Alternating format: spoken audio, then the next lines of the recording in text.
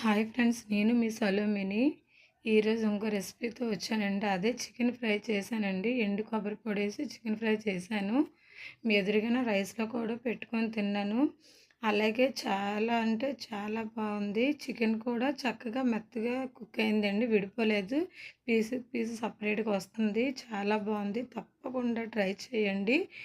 అది ప్రాసెస్ ఏంటో చూద్దాము. ముందుగా స్టవ్ వెలిగించుకొని బాండి పెట్టుకొని ఇప్పుడు ఫస్ట్ ఆయిల్ వేసుకోండి. నేను రైస్ బ్రాన్ ఆయిల్ వాడుతున్నాను.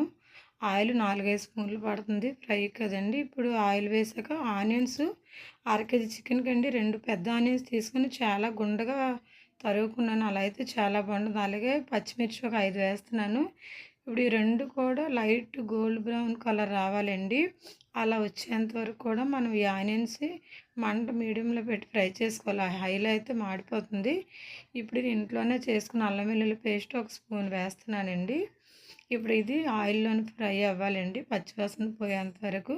ఇప్పుడు కడిగి శుభ్రం చేసిన చికెన్ని 1/2 కేజీ వేస్తున్నాను. ఇదిగోండి, కరెక్ట్గా 1/2 కేజీ తీసుకొని మెజర్మెంట్స్తో మీకు చెప్తున్నాను చూడండి. ఇప్పుడు ఇది కూడా ఆయిల్లో ఫ్రై అవ్వాలి. అస్సలు వాటర్ మనం యూజ్ చేయకూడదండి. ఇది చాలా బాగుంటుంది. 2-3 డేస్ అయినా చక్కగా ఫ్రిడ్జ్లో పెట్టుకొని తినచ్చు. ఇప్పుడు మూత పెట్టుకొని మనం అది మగ్గనివ్వాలండి సిమ్లో. మనం అంటే కాయగూరలకు ఎలాగైతే సిమ్లో పెట్టి మగ్గబెట్టుకుంటే అలాగే ఈ చికెన్ కూడా మగ్గబెట్టుకుంటే ఒక 10 మినిట్స్లో కుక్ అయిపోతుందండి. చాలా అంటే చాలా బాగుంటుంది. నేను దీనికోసం టమాటాలు కట్ చేసి పెట్టుకోవచ్చు. నేను మిక్సీలో గ్రైండ్ చేసుకున్నాను. ఒక 2 టమాటాలు మాత్రం వేసాను ఫ్రై అని చెప్పేసి. ఇప్పుడు ఇది మొత్తం అంతా బాగా కలుపుకొని ఉప్పు అయితే నాకు 1.5 స్పూన్ పట్టిందండి. అలాగే ఉప్పు తర్వాత కారం వేసాను. కారం కూడా కరెక్ట్గా 1.5 స్పూన్ వేసుకున్నాను. చికెన్ ఫ్రై కదా, కొంచెం ఘాటుగా ఉంటే బాగుంటుందని చెప్పేసి అలా వేసుకున్నానండి. పసుపు ఒక 1/2 స్పూన్ వేయండి, సరిపోతుంది. ఇంక అంతకన్నా ఎక్కువైతే బాగోదు. ఇప్పుడు ధనియా పౌడర్ 1 స్పూన్ వేసుకుంటున్నాను. గరం మసాలా పొడి 1 స్పూన్ వేసుకుంటున్నాను. కొంచెం కొత్తిమీర వేయండి. ఇప్పుడు ఇలా ఉడుకుతున్నప్పుడు వేస్తే బాగుంటుంది. ఇప్పుడు ఇదంతా కూడా వేసి మొత్తం అంతా బాగా కలుపుకోవాలండి. మొత్తం అంతా బాగా కలుపుకొని మంట ఇప్పుడు కొంచెం మీడియంలో పెట్టండి. ఇది టమాటా చూసేసాం కదా, మీడియంలో పెట్టి మూత పెట్టి ఉడకబెట్టండి. మళ్ళీ మూత తీసి కలపండి. చూడండి, ఇప్పుడు కొంచెం వాటర్ ఉంది. ఇప్పుడు ఒక 1/2 కప్పు ఎండు కొబ్బరి పొడి వేసుకోండి. పచ్చిదున్నా పర్లేదు, నా దగ్గర ఎండు కొబ్బరి పొడి ఉంది, వేసాను.